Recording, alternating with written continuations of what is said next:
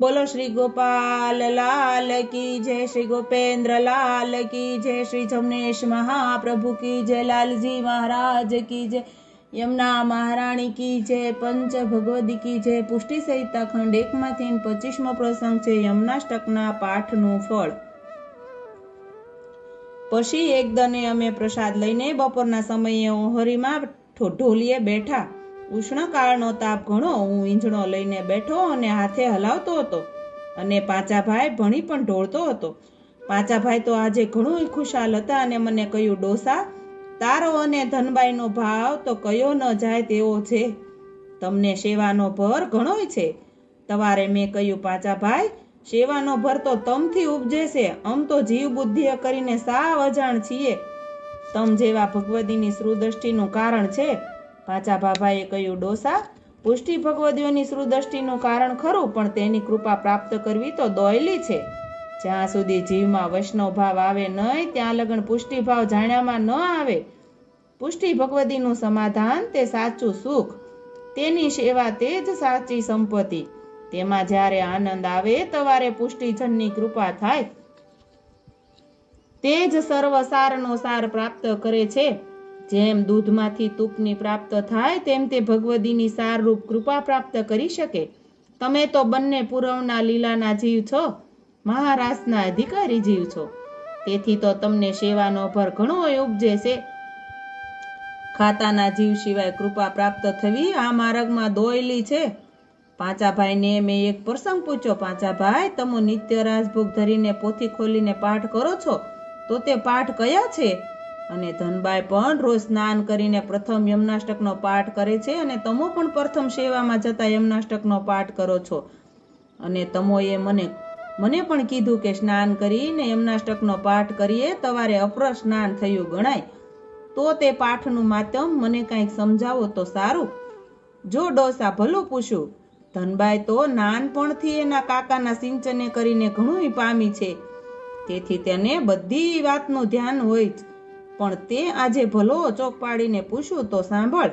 અષ્ટક અને સ્ત્રોતના પાઠ તો પુષ્ટિ માર્ગમાં ફળરૂપ કીધા છે। તે પાઠ કરવાથી ઠાકોરજીની સ્વરૂપ નિષ્ઠા થાય અને તેના ગુણ જાણવામાં આવે, ત્યારે ભગવદીપણું જીવમાં આવે અને જીવના અનેક જન્મના અંતરાય દૂર કરી ઠાકોરજીની નિત્ય લીલાનું દાન કરનારા તે પાઠ છે। પુષ્ટિ માર્ગમાં યમુનાજી મુખ્ય છે ડોસા, તે આ માર્ગના વિધાતા છે। જ્યાં યમુનાજી નથી ત્યાં ઠાકોરજી નથી, જ્યાં શ્રી યમુનાજી નથી ત્યાં પુષ્ટિ માર્ગ નથી। જે જીવ યમુનાજીને જાણતો નથી તે જીવ પુષ્ટિ નથી। જ્યાં શ્રી યમુનાજી જે ઘરમાં બિરાજતા નથી તે ઘર પુષ્ટિ નથી। માટે આપણા પુષ્ટિ માર્ગમાં અને આપણા ઘરમાં યમુનાજીના રજની તથા તેના જલનું સેવન મુખ્ય થાય છે।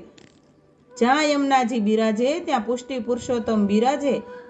યમુનાજીના સ્વરૂપથી ઠાકોરજી એક ક્ષણ પણ અળગા રહેતા નથી। યમુનાજીમાં સદાય ઠાકોરજીનો આવેશ રહે છે, તેથી તો તે શ્યામ સ્વરૂપ દિશે છે। યમુનાજીની નિકુંજ સર્વથી ન્યારી છે। તે નિકુંજ નિર્ગુણ જીવની છે, તેને ષોડશ ધામની નિકુંજ કહેવાય છે અને આપણે બધા જીવ યમુનાજીની નિકુંજના છીએ। જ્યાં યમુનાજી બિરાજતા હોય ત્યાં અનિનતા હોય। યમુનાજીની કૃપાથી અનિનતા સિદ્ધ થાય, તેનું કારણ શ્રી વલ્ભાચાર્યને જેવું દર્શન થયું તેવું વર્ણન યમનાષ્ટકમાં કીધું। અષ્ટગુણ સંપન્ન છે। ઠાકોરજીથી 2 ગુણ અદકા છે અને જીવના સ્વભાવને નિર્મળ કરનારા છે। નિર્મળ સ્વભાવ ન થાય ત્યાં સુધી અનિનતા આવે નહીં, અને અનિનતા ન આવે ત્યાં સુધી એવા દોષવાળા જીવની સેવા ઠાકોરજી અંગીકાર કરે નહીં। તેના કારણે કરીને પ્રથમ યમનાષ્ટકનો પાઠ કરવાથી જીવનો સ્વભાવ નિર્મળ થાય। સ્વભાવને જીતવો જીવથી કઠણ છે, પણ યમુનાજી તેનો પાઠ કરનાર જીવની ઉપર સત્વર પ્રસન્ન થઈને જીવને અલૌકિક સિદ્ધિનું દાન કરે છે। તે સેવામાં ઉપયોગી નૂતન દેહની પ્રાપ્તિ કરાવે છે અને નૂતન દેહથી નૂતન ભાવથી ઠાકોરજીની સેવા કરે તો ઠાકોરજી ઘણું પ્રસન્ન જીવ ઉપર થાય। તે યમુનાજીના પાઠનું ફળ છે। યમુનાજીની કૃપા ઘણી અનિનતાએ થાય, તેના પાઠમાં લૌકિક બુદ્ધિની કામના ન રખાય।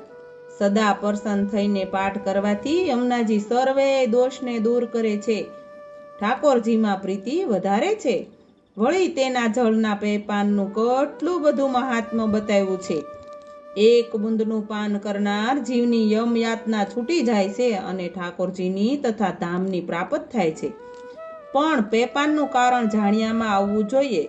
જાણે અજાણે પેપાન કરે તો યમ યાતના જરૂર છૂટે, પણ કારણ જાણીને કરે તો ઠાકોરજીની અતરંગ લીલાની પ્રાપ્ત થાય. જેમ રતન કાદવમાં પડ્યું હોય તેને તેમાંથી કાઢીને જળથી ધોવાથી શુદ્ધ થઈ જાય છે ને. રતનના ગુણ જાણ્યામાં આવે પણ પાછું કાદવમાં પડે તો શું થાય? માટે જીવ પેપાન કરીને યમુનાજીની અનિંદા ન રાખે તો લીલાની પ્રાપ્ત ન થાય. જીવને સંસારની આસક્તિ છૂટે અને અનિંદ થાય, અણસમર્પ્યું છૂટે તો જાણવું યમુના મહારાણીજીની કૃપા જીવ માથે થઈ છે. બોલો શ્રી ગોપાલ લાલ કી જય.